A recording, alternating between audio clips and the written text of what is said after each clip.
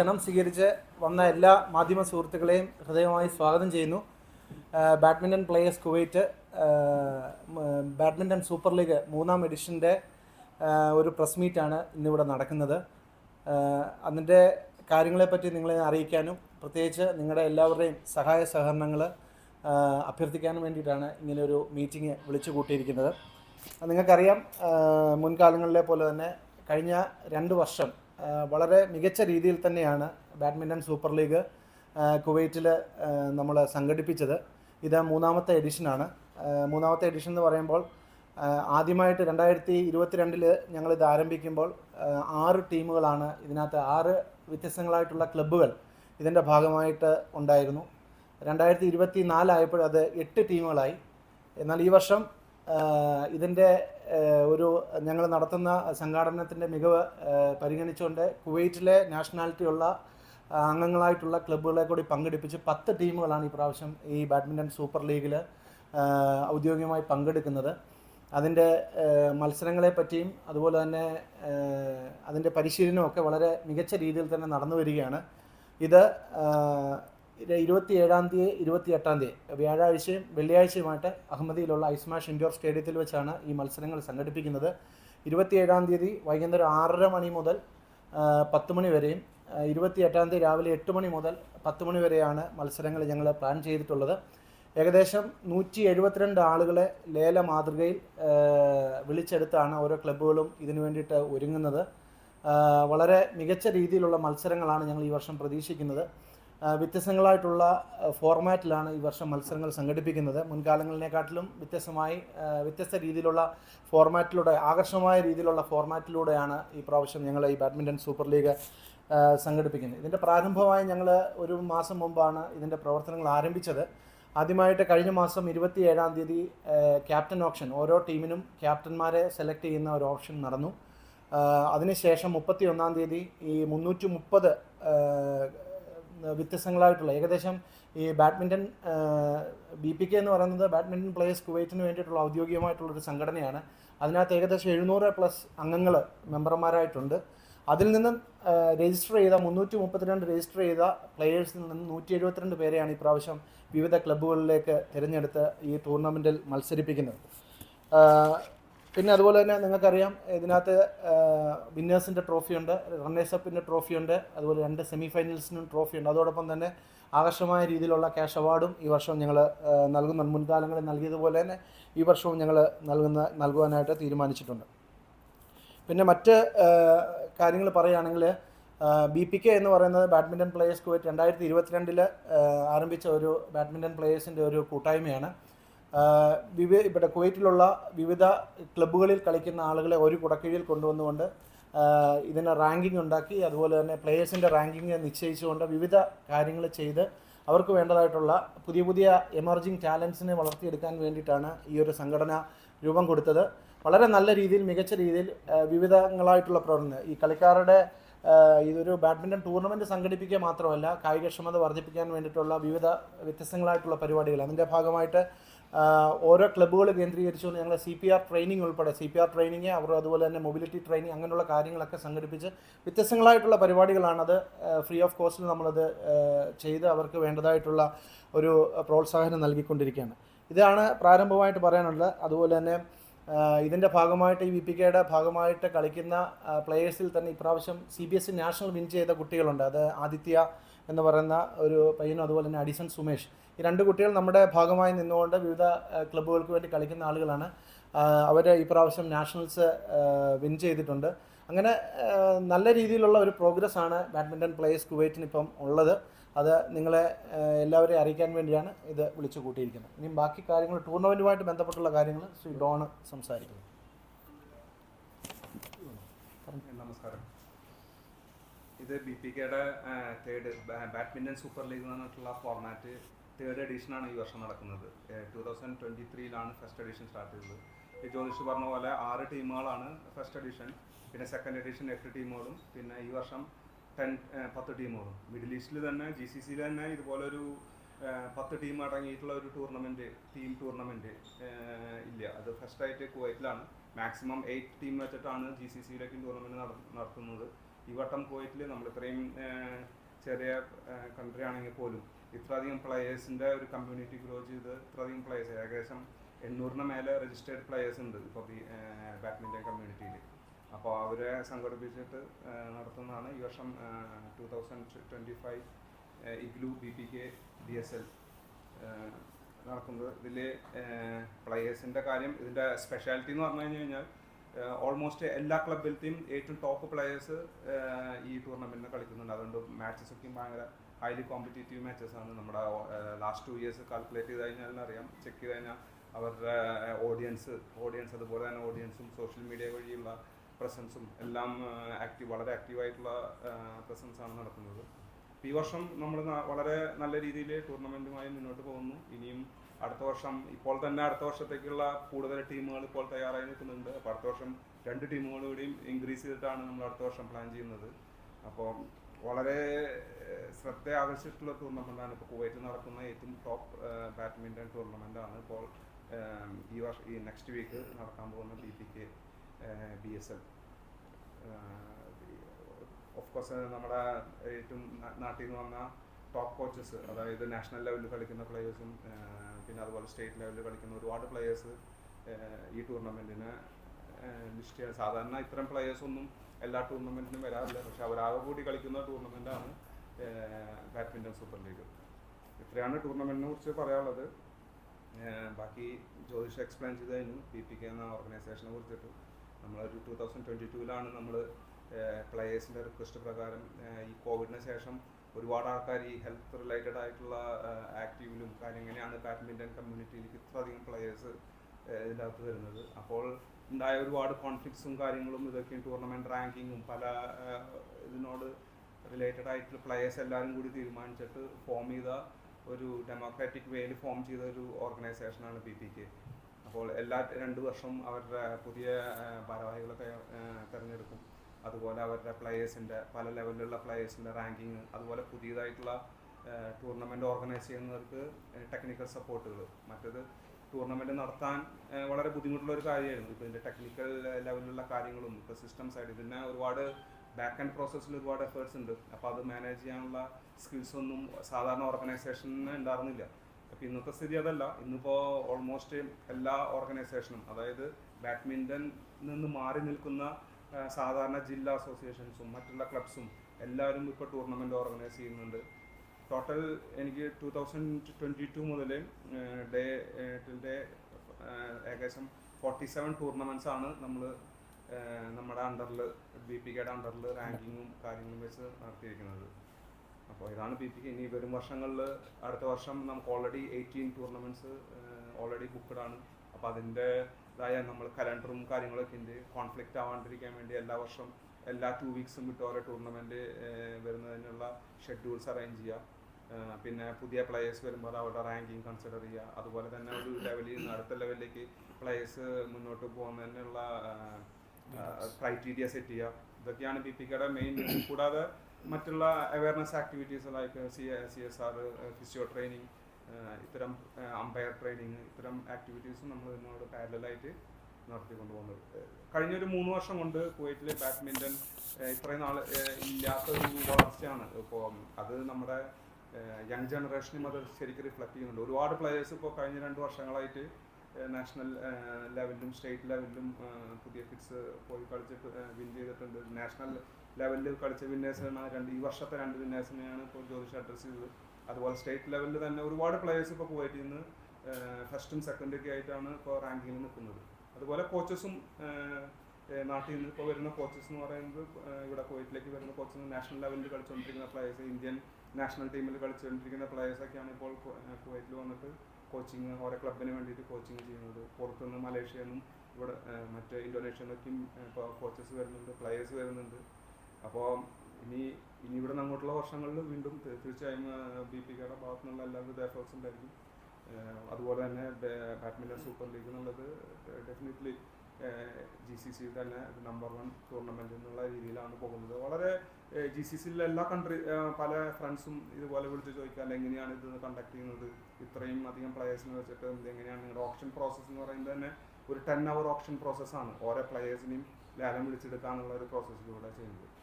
അപ്പോൾ ഇതൊക്കെയാണ് ഇതിൻ്റെ ടൂർണമെൻറ്റിലായിട്ടുള്ള കാര്യങ്ങൾ. ബാക്കി ഇപ്രാവശ്യത്തെ ടൂർണമെൻറ്റ് മുൻ വർഷങ്ങളിലെ പോലെ തന്നെ ഇഗ്ലു BPK BSL 2025 എന്നുള്ളതാണ്. ഇഗ്ലു ആണ് പ്രധാന സ്പോൺസർ.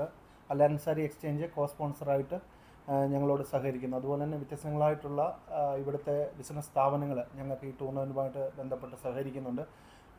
പിന്നെ അതുപോലെ തന്നെ ഞങ്ങൾ ഇതുമായിട്ട് ഇവിടെ ശ്രീ ഡോൺ സൂചിപ്പിച്ചതുപോലെ തന്നെ ഞങ്ങളൊരു BPK ഒരു വർഷം നടത്തുന്ന പ്രധാന മത്സരങ്ങളുടെ ഒരു കലണ്ടർ എല്ലാ വർഷവും ഞങ്ങളത് ചാർട്ട് ചെയ്തിട്ടാണ് ഓരോ പരിപാടികൾ BPKയുടെ അണ്ടറിലാണ് ഓരോ ടൂർണമെൻറ്റുകളും നടക്കുന്നത്.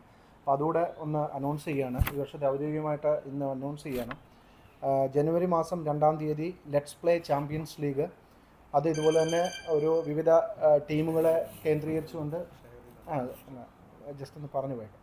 ജനുവരി 15-16 ഐസ്മാഷിൻ്റെ GCC ജൂനിയർ ഓപ്പൺ, ജനുവരി 23 ടർബോസ് ഓപ്പൺ, ഫെബ്രുവരി 6 Tuskers open, March 27 VBA open, April 10 Heroes open, April 17 ഐസ്മാഷിൻ്റെ junior super league, April 24 Rack open, May 2 MCYM smash, September 11 UFC open, September 17-18 ഐസ്മാഷ് GCC junior open, October 9 Challengers open, October 23 Focus open, October 26 BPK BSL captain option, അതായത് ഇതിൻ്റെ അടുത്ത 4th edition, October 30 BPK BSL player option, November 13 Adoor open, November 26-27 BPK BSL 2026, December 11 അച്പാക് ആലപ്പുഴയുടെ ഇത് open. ഇങ്ങനെയാണ് മത്സരത്തിൻ്റെ ക്രമീകരണം. ഈ കലണ്ടറും നിങ്ങളുടെ മുമ്പാകെ ഞങ്ങളിത് ഔദ്യോഗികമായിട്ട് അനൗൺസ് ചെയ്യുകയാണ്. ഇതാണ് പൊതുവായിട്ട് പറയാനുള്ളത്. അതെന്തെങ്കിലും കാര്യങ്ങൾ ചോദിക്കാനുണ്ടെങ്കിൽ പറയാം.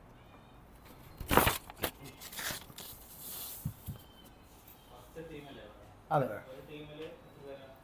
ഒരു ടീമിൽ 15 പ്ലേയേഴ്സ് ഉണ്ടായിരുന്നു. 14 പ്ലേയേഴ്സ്, 3 പ്ലേയേഴ്സിന് എക്സ്ട്രാ നമുക്ക് എടുക്കാം. ഇതിന്റെ ഫോർമാറ്റ് എന്ന് പറയുന്നത് 5 കാറ്റഗറി 5 കാറ്റഗറീസ് ഉണ്ടാവും. ഒരു ടീം ടു ടീം ഫേസ് ചെയ്യുമ്പോൾ 5 കാറ്റഗറീസ്. അപ്പോൾ 5 കാറ്റഗറീസ് എന്ന് പറഞ്ഞാൽ 2 പ്രൊഫഷണൽ, അതായത് ഹയർ ലെവലുള്ള പ്ലേയേഴ്സിന്റെ കാറ്റഗറി, പിന്നെ ഒരു മിക്സഡ് കാറ്റഗറി ലേഡീസും ജെൻസും തമ്മിൽ, പിന്നെ 2 കാറ്റഗറി ഇന്റർമീഡിയറ്റ് ലെവലിലുള്ള, ഇന്റർമീഡിയറ്റും lower intermediate different skill sets ഉള്ള പ്ലേയേഴ്സിന് ആണ് വരുന്നത്. നമ്മൾ കാറ്റഗറൈസ് ചെയ്തിട്ടാണ് ഇത് മത്സരം. അവർ തമ്മിലുള്ള ഈക്വൽ പവേഴ്സ്, ഈക്വൽ ലെവലുള്ള പ്ലേയേഴ്സ് തമ്മിലായിരിക്കും അതിന്റെ കോമ്പറ്റീഷൻ വരുന്നത്. അപ്പോൾ അതിൻ്റെ അകത്ത് 5 കാറ്റഗറിയിൽ ഏറ്റവും ഹയസ്റ്റ് വിൻ നേടുന്ന ടീം അത് നെക്സ്റ്റ് ലെവലിലേക്ക് അഡ്വാൻസ് വിൻ ചെയ്ത് നെക്സ്റ്റ്, അങ്ങനെ 10 ടീംസ് ഉണ്ട്. അവര് പല ടീംസായിട്ട് കളിച്ചാൽ ഏറ്റവും ഹയസ്റ്റ് പോയിന്റ് വരുന്ന ടീമുകൾ 4 ടീമുകൾ സെമി ഫൈനലിലേക്ക് വരുന്നു. സെയിം ആസ് IPL പോലെ, IPL ഫോർമാറ്റ്, ക്രിക്കറ്റിൽ IPL ഇന്ത്യയിൽ നടക്കുന്ന അതേ ഫോർമാറ്റാണ് ഇവിടെ. പ്ലേയേഴ്സിനെ ഓപ്ഷൻ വിളിക്കുന്നതാണെങ്കിലും നമുക്കൊരു ലിമിറ്റഡ് പോയിന്റ്സ് ഉണ്ട്. ആ പോയിന്റ്സ് വെച്ചിട്ട് എല്ലാ ടീംസും അത് ഷെയർ ചെയ്ത്, അപ്പോൾ അതിൻ്റെ സ്ട്രാറ്റജീസും കാര്യങ്ങളും ഒരുപാട് അതിലേക്കും, അതായത് ജസ്റ്റ് ഗെയിം മാത്രമല്ല, അതിൻ്റെ ടീം ബിൽഡിങ്ങിലും ഒരുപാട് സ്ട്രാറ്റജീസ് വർക്ക്ഔട്ട് ചെയ്യുന്നുണ്ട്.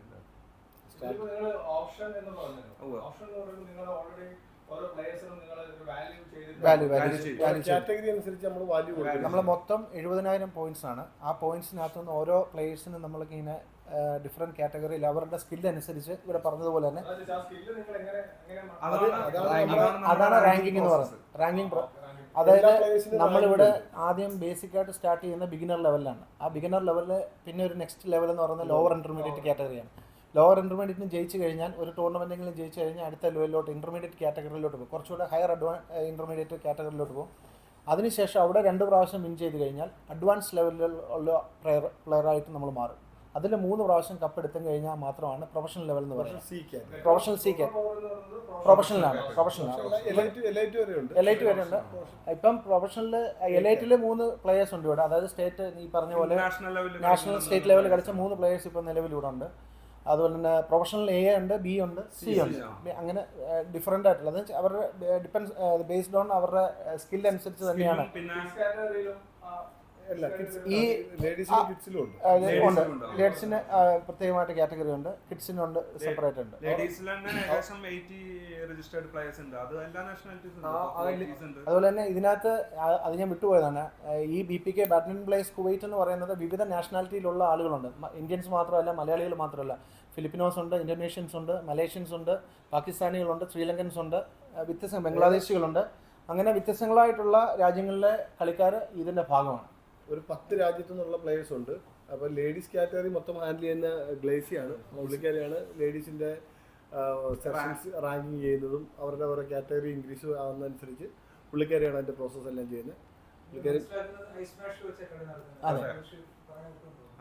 അത് വിട്ടു പറഞ്ഞു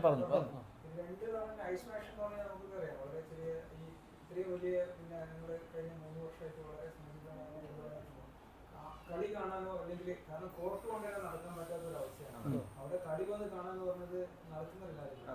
ഇപ്രാവശ്യം നിങ്ങൾ ഇപ്പൊ 2023 സ്റ്റാർട്ട് ചെയ്തു, 6 ടീമായി 10 ടീമായി. ഇപ്പൊ അടുത്ത വർഷം 12 ആവും. കുറച്ചുകൂടി ഇപ്രാവശ്യം നമ്മൾ അതിന് പ്രത്യേക നടത്തിയിട്ടുണ്ട്. നമ്മൾ 5 കോർട്ട് മാത്രമേ ഉപയോഗിക്കുന്നുള്ളൂ. നമ്മള് നോർമൽ ടൂർണമെന്റ്സ് പോലെ ഫുൾ ബിസി ആയിരിക്കില്ല. നമ്മൾ ഹാഫ് കോർട്ട് മാത്രമേ എടുക്കുള്ളൂ. കോർട്ട് മാത്രമാണ് അതിനെ മാർക്ക് ചെയ്തിട്ടുണ്ടാവുള്ളൂ ടീംസിനെ കളിക്കാൻ വേണ്ടി. നമ്മളൊരു 300-400 ആളുകൾ എപ്പോഴും സ്പെക്ടേറ്റേഴ്സ് ആയിട്ട് തന്നെ അവിടെ കാണും. അത് ഞങ്ങൾ പ്രതീക്ഷിക്കുന്നുണ്ട്. അപ്പോൾ അത് അവർക്ക് പ്രത്യേക ഇരിപ്പിടങ്ങൾ ഓരോ ടീമിനെ ബേസ് ചെയ്ത് വരുന്ന ആളുകൾ അവരുടെ സപ്പോർട്ടേഴ്സിന് വേണ്ടിയിട്ട് നമ്മളത് ക്രമീകരിക്കുന്നുണ്ട്. ചെയറും കാര്യങ്ങളും എല്ലാം 6:30 മണി. വെള്ളിയാഴ്ച 8 മണി മുതൽ അത് തീരുന്നിടം വരെ 10 മണി വരെ ഉണ്ടാവും. അതുപോലെ തന്നെ ഞങ്ങളൊരു 3 മുതൽ 4 വരെയുള്ള സമയത്ത് ഞങ്ങൾ ഇതിൻ്റെ പ്രധാനപ്പെട്ട സ്പോൺസേഴ്സും അതുപോലെ തന്നെ ഒരു ചെറിയ പരിപാടി, ഒരു അവയർനെസ് പ്രോഗ്രാം ഒക്കെ അവിടെ വെച്ച് നടത്താനായിട്ട് ഞങ്ങൾ പ്ലാൻ ചെയ്യുന്നുണ്ട്. അതൊരു കുട്ടികളുടെ ഒരു പ്രോഗ്രാം ആയിരിക്കും. വെള്ളിയാഴ്ച ഹുസൈൻ അവർ സെപ്പറേറ്റ് ടീം, എലൈറ്റ് ബാക്ക്. അതെ ഓപ്ഷനിൽ നിന്ന് മിക്സ് ചെയ്താണ് വന്നിരിക്കുന്നത്. പക്ഷേ കുവൈറ്റ് നാഷണൽ ടീമിൽ കളിക്കുന്ന ആളുകളാണ് അതിനകത്ത് പാർട്ടിസിപ്പേറ്റ് ചെയ്യുന്നത്. ഓണേഴ്സും ക്യാപ്റ്റനല്ല ഓണേഴ്സും. അതിൻ്റെ പ്രസിഡന്റും വൈസ് പ്രസിഡന്റും കുവൈറ്റ് നാഷണൽ ടീമിൽ കളിക്കുന്ന കോച്ചായിട്ടുള്ള ജബ്ബാർ ഫാറൂഖിയും ഓണറായിട്ട് ഹുസൈൻ ഹബീബുമാണ്. അല്ല, എലൈറ്റ് കുവൈറ്റി ക്ലബിൻ്റെത് കളിക്കുന്ന ഓണർ ആ ക്ലബിൽ തന്നെയാണ്. പക്ഷേ നാഷണൽസ് ഒക്കെ വേറെ ഡിഫറെൻറ്റ് ക്ലബ്ബുകളിൽ കളിക്കുന്നുണ്ട്. കാരണം ഇത് ഒരു സ്പെസിഫിക് ക്ലബിന്റെ അണ്ടറിൽ വരുന്ന പ്ലേയേഴ്സ് അല്ല കളിക്കുന്നത്. നമ്മൾ മൊത്തം പ്ലേയേഴ്സിനെ ഓപ്ഷൻ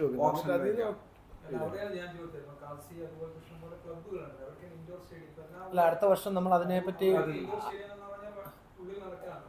അടുത്ത പ്രാവശ്യം കുറച്ചുകൂടെ വിപുലമായ രീതിയിൽ അത് നമ്മൾ ഗാലറിയുള്ള നമ്മൾ തീർച്ചയായിട്ടും അത് പരിഗണിക്കുന്നുണ്ട്. ഇപ്പോൾ കാർസിയ പോലത്തെ സ്റ്റേഡിയത്തിൽ നമുക്ക് ഒരു ബാഡ്മിന്റൺ കോർട്ടിന് വേണ്ടിയിട്ട് ലൈൻസും കാര്യങ്ങളൊക്കെ അത് നമ്മൾ അറേഞ്ച് ചെയ്യാനായിട്ട് ഭയങ്കര ബുദ്ധിമുട്ടാണ്.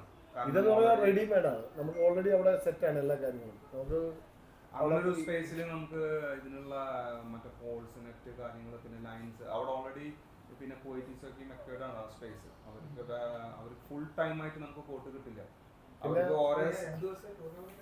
ടൂർണമെന്റ് ദിവസം കുഴപ്പമില്ല. നമ്മളിപ്പോൾ ഇതിന് ഒരു 1 month പ്രോസസ്സാണ്. അത് കഴിഞ്ഞ് പ്രാക്ടീസ് ഉണ്ട്. നമ്മൾ ഈ ഐസ്മാഷിക്കല്ല പ്രാക്ടീസ് ചെയ്യുന്നത്. അവിടുത്തെ എയർ പ്രഷർ അവർ എല്ലാവരും പ്രാക്ടീസ് എന്നിട്ട് ഐസ്മാഷി വന്ന് 2 ദിവസം പ്രാക്ടീസ് ചെയ്യും.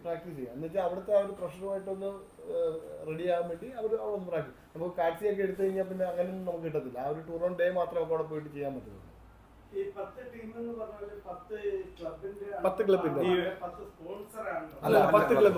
ക്ലബ്ബുകളെ വിളിച്ചെടുക്കുന്നതാണ്. 10 ക്ലബ്ബുകളെ വിളിച്ചെടുക്കുന്നതാണ്. ഈ 10 ക്ലബ്സ് എന്ന് പറയുന്നത് ഒന്ന് യുണൈറ്റഡ് സ്പോർട്സ് ക്ലബ്ബ്, ഓണർഷിപ്പ് ഒരു അഹമ്മദി ഏരിയയിൽ ഉള്ള ഫോം ചെയ്തിട്ടുള്ള ഒരു ക്ലബ്ബാണ്.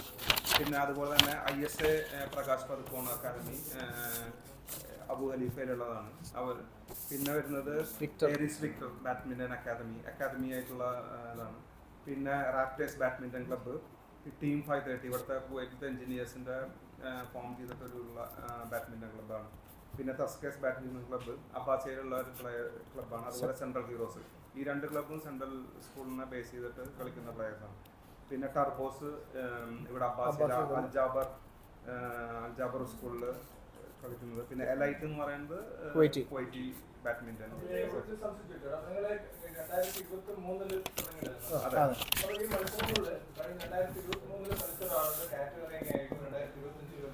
പറ്റത്തില്ല, പ്രൊമോട്ട് ആവും. അത് കഴിഞ്ഞ് ടൂർണമെന്റ് നമ്മുടെ ഈ ലിസ്റ്റിൽ പറഞ്ഞ ടൂർണമെന്റ് ഇവർ കളിക്കുമ്പോൾ അതനുസരിച്ച് അവരുടെ റാങ്കിങ് മാറിക്കൊണ്ടിരിക്കും. അതിനകത്ത് അച്ചീവ്മെന്റ് അനുസരിച്ച് അവരുടെ അച്ചീവ്മെന്റ്സ് അനുസരിച്ചാണ് മാറും. ചിലപ്പം കഴിഞ്ഞ വർഷം ലോറി കളിച്ച ഒരാളായിരിക്കും ഇപ്പൊ അഡ്വാൻസ് കളിക്കുന്നത്. അത്രയും അവരുടെ സ്കില്ല് വർദ്ധിക്കുന്നുണ്ടെങ്കിൽ അതനുസരിച്ച് അവർക്ക് ഓരോ വർഷം ഏകദേശം ഒരു 18 ടൂർണമെന്റ്സ് ഉണ്ടായിരിക്കും BPKയുടെ അണ്ടറിൽ. അപ്പോൾ ഓരോ വർഷം നടക്കുന്ന ടൂർണമെന്റ്സ് പെർഫോമൻസ് അനുസരിച്ചിട്ട് പ്ലെയർ പ്രൊമോട്ട് ചെയ്തുകൊണ്ടിരിക്കും. അതായത് ഒരു പ്ലെയർ ഒരു ലോവർ കാറ്റഗറിയിൽ വന്ന പ്ലെയർ ചിലപ്പോൾ 2 വർഷം കഴിയുമ്പോൾ അയാളുടെ കഴിവനുസരിച്ചിട്ട് ചിലപ്പോൾ അഡ്വാൻസിലും പ്രൊഫഷണലിലേക്കും വരുന്ന പ്ലെയേഴ്സ് ഉണ്ട്.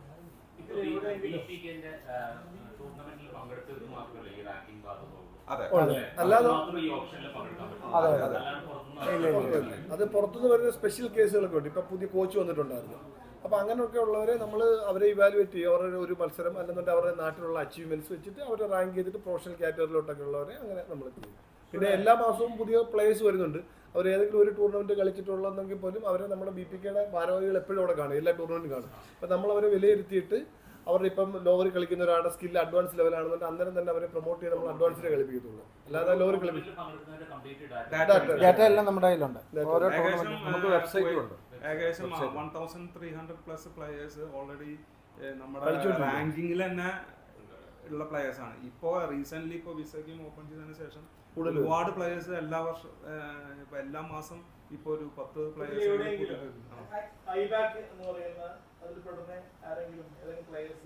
ഒരുപാട്. ഈ പ്രാവശ്യം ഒത്തിരി ആളുകൾ 50 ആൾക്കാര് നമ്മള് കുവൈറ്റിൽ ഉള്ള ഏകദേശം ഒരു 10-16 ക്ലബ്ബുകളുണ്ട്. നമ്മൾ എല്ലാ ക്ലബ്ബിൽ നിന്ന് ഇൻവൈറ്റ് ചെയ്തിട്ടുണ്ട്. അവിടെ നിന്നുള്ള പ്ലെയേഴ്സ് രജിസ്റ്റർ ചെയ്തിട്ടുണ്ട്. അതിനകത്ത് കഴിവുള്ളവരെ അവരുടെ സ്കിൽ അനുസരിച്ച് ഓരോ ക്ലബ്ബ് എടുത്തിട്ടുണ്ട്. അവരെല്ലാവരും കളിക്കും. ഇപ്പം നമ്മൾ ഇവിടെ ഉള്ളവരും ഐബാക്ക് എന്ന് പറയുന്ന ക്ലബ്ബിൽ ടൂർണമെന്റുകളും കളിക്കും. അത് ഓരോ ടൂർണമെന്റുകളിൽ പ്രത്യേകിച്ച്. ഓക്കെ, അപ്പം താങ്ക് യു സോ മച്ച്. ഒരു ജേഴ്സി നമ്മൾ ഞങ്ങളുടെ BPKയുടെ ഒരു ജേഴ്സി ഉണ്ട്. അച്ഛൻ നല്ലൊരു കവർ വെച്ചു. അല്ല, കവറിനകത്ത് ഇത് മൈക്കിൽ കൂടെ പോയി കേട്ടോ. ഇത് അത് തോമസ് അച്ചാനും അലക്സ് അച്ചാനും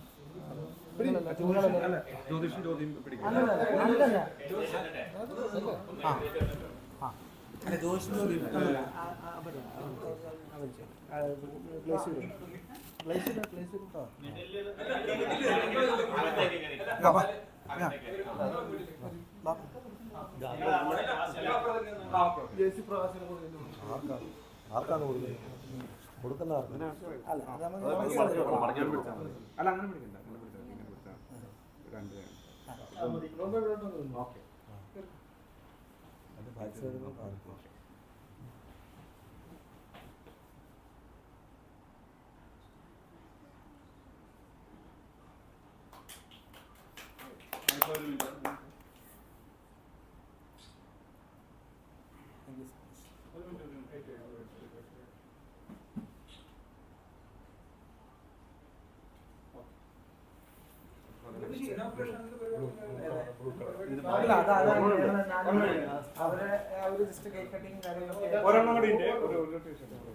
ബാഗ് കാണിക്കല്ലേ?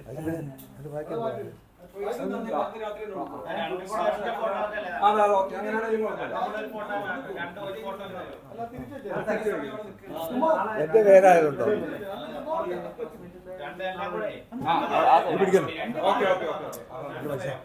പിടിച്ചേ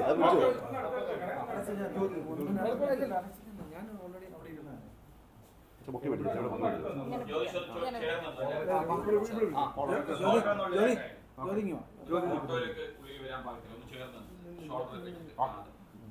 പൊക്കി പിടിക്കണം ചൂടെ.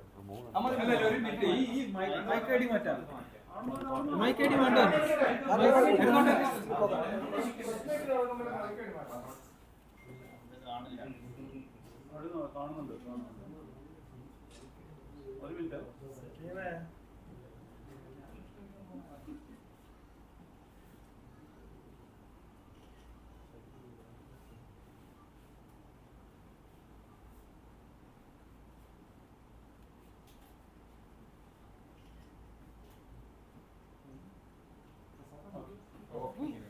അപ്പോൾ ഫ്രൈഡേ സമയമുള്ളവർ എല്ലാവരും വരണം അതുപോലെ തന്നെ